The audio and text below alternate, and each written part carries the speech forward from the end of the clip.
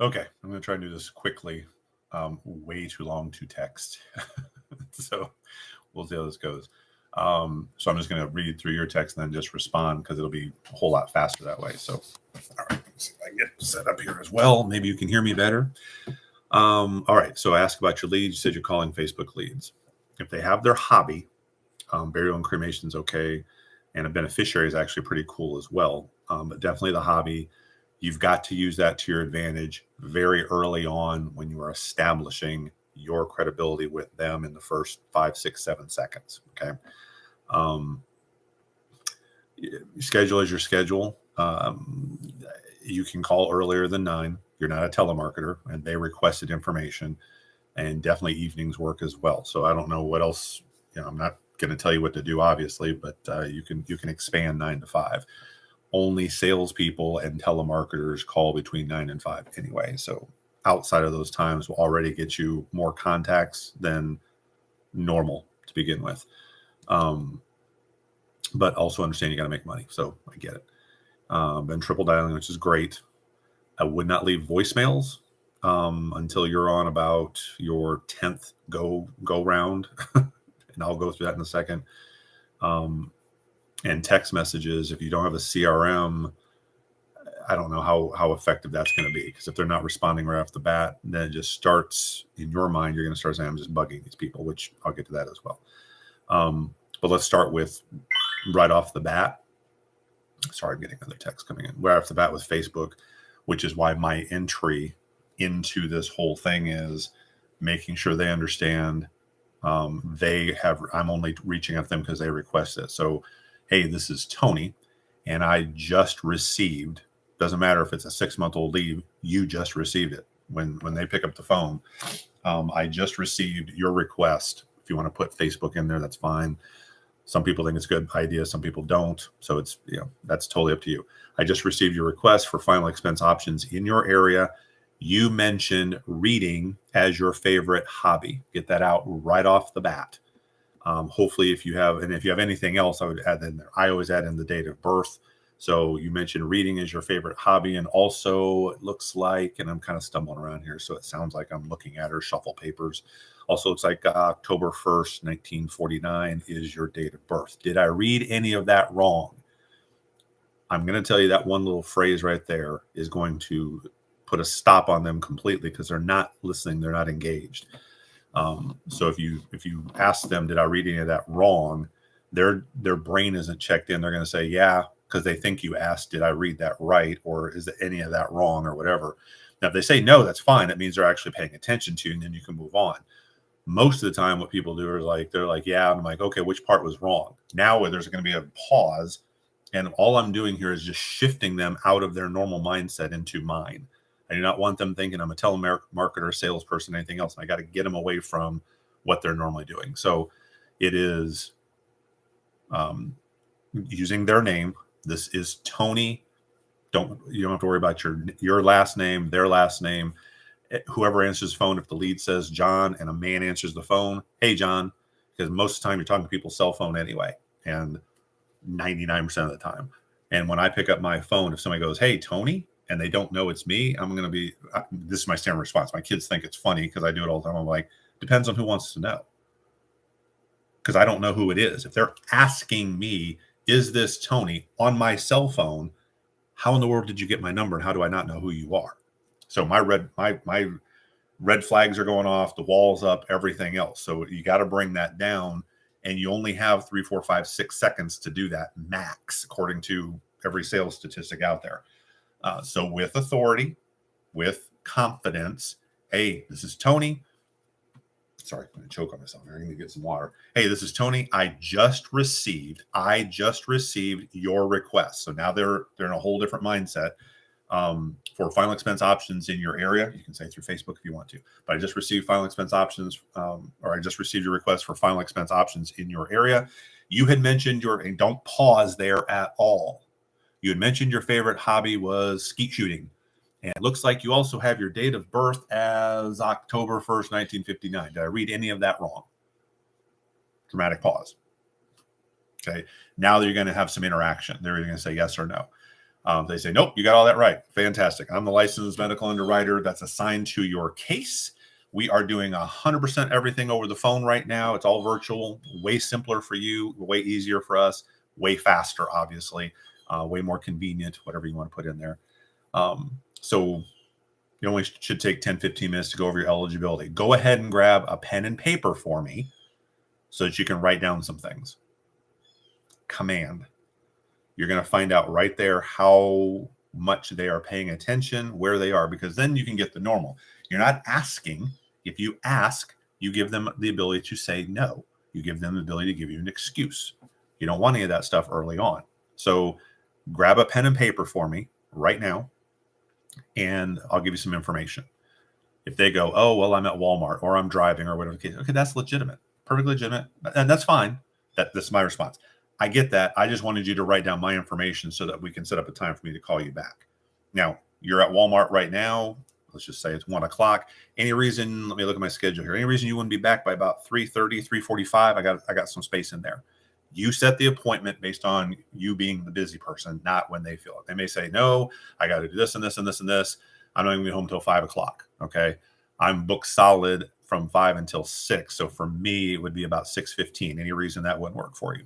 And I'm going to set the appointment. I never give them whatever they ask for. I never say yes. I always move it based on my schedule being too busy to talk to them. That's just a little tidbit there. But if they're not in Walmart, they're not driving down the road, I don't care if they say they're out in the yard. Oh, I just out in the yard. Okay. Do not be polite and go, okay, I'll get back to you.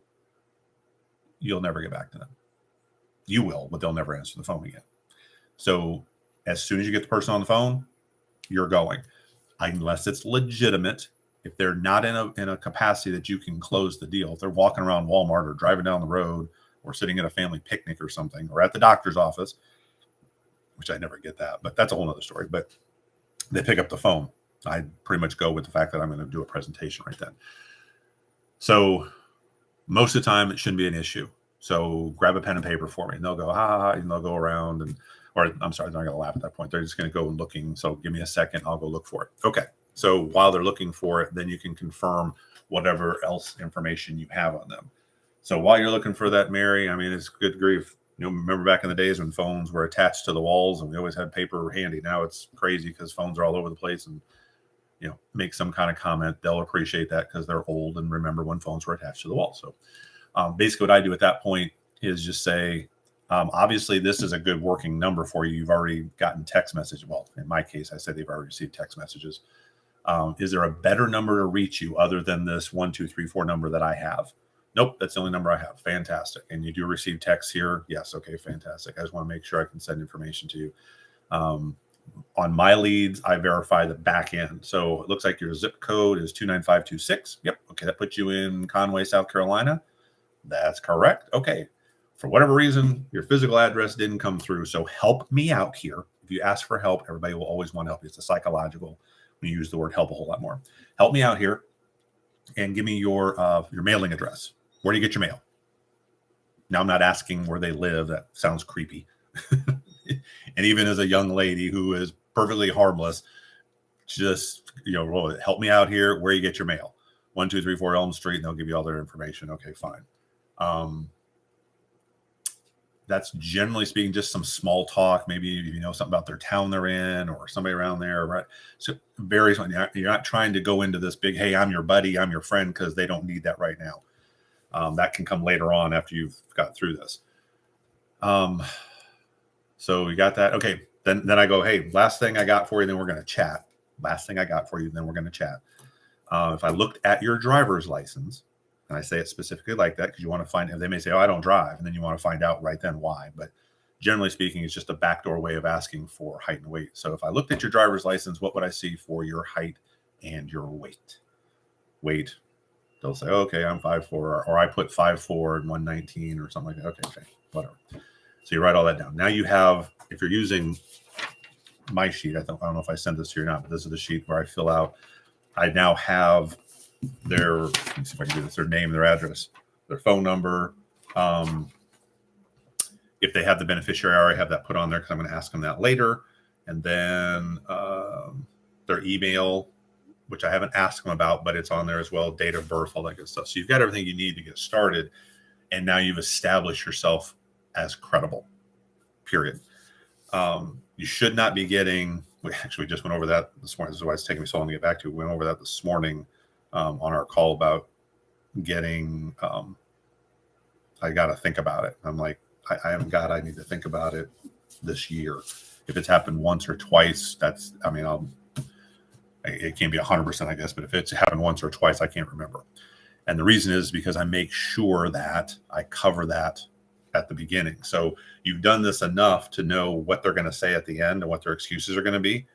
Back up and say, okay, what do I need to say before I get to the numbers? Once you give them numbers, you're dead in the water because they have everything they need. They can hang up on you at any point in time. They can end the phone call. They can just keep saying the same thing. I'm just going to think about it. I'm just going to think about it. I'm just going to think, because they already got their numbers. So do not give them numbers until you know in your mind you have a sale. Well, Tony, we can never know we have a sale. Correct. But you can feel like you've done everything you need to. If you have any questions, don't go any further. There's no point, because once you give them the numbers, the call is over. So if you think you're going to give them numbers, they're going to say, I need to think about it, then you didn't cover that in the beginning. Mine is, according to my script, I get the structure out of the way. Here's what we're going to do today. I got 3 things I got to go over with you. And then I have that in scripting. It's like at the bottom of page 1 or 2 or something like that. But I go over 3 different options. Number 1, I have access to a bunch of different companies.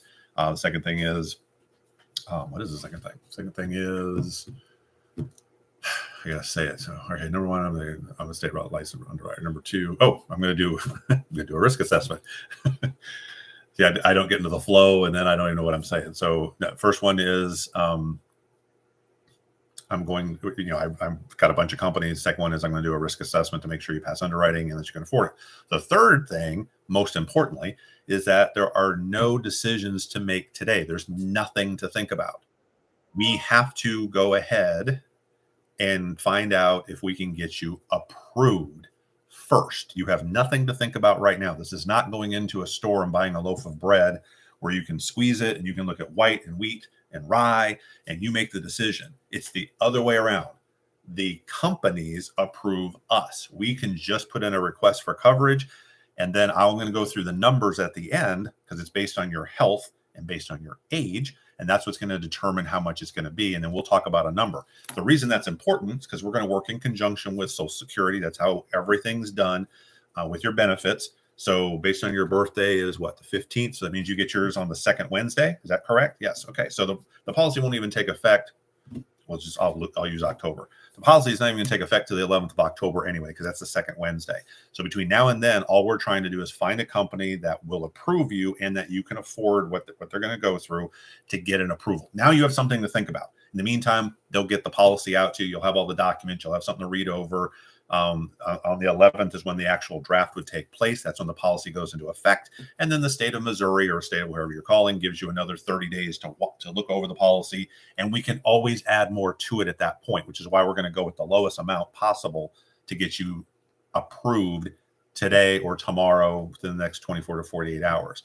But we don't have anything to think about at all. There's no process. All I'm going to do is look for the bottom line number that you know beyond a shadow of a doubt right now, without pulling out the checkbook, without pulling out calculators, without going through your budget. I don't need any of that. I want you to have the number that you absolutely know you can do right now, just so we can get an approval. Did any of that not make sense to you? And wait for that response. That's it. Now they cannot get to the end and say, I need to think about it, because you've told them there's nothing to think about. I don't want to go deep into training here because this will turn into a 4-hour long video. So I want you to be able to digest this a little bit. But that was part of the, when you said, hey, when they answer, I answer, hey, this is Courtney. Can you hear me? Don't ask that because it gives them a chance to say no, and then they can hang up. So if they can't hear you, and they can, but they say I can't, they can get you off the phone. Don't give them any reason to get you off the phone. I'm calling you back about the request for final expense. Don't ever say call back. That's a sales pitch. They know I'm getting back to you, or I'm just following up, or that's a salesman. So you requested the information. I'm the person that is fulfilling your request. That's what you want to have in your mind. They ordered something. You're the person delivering it. Bottom line, keep that mindset.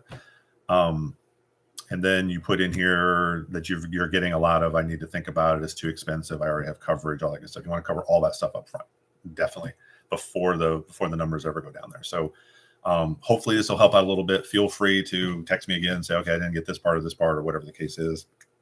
I'll try my best to help you out. It may have to do some kind of live thing as well, but we'll see how this goes. Anyway, good luck. End.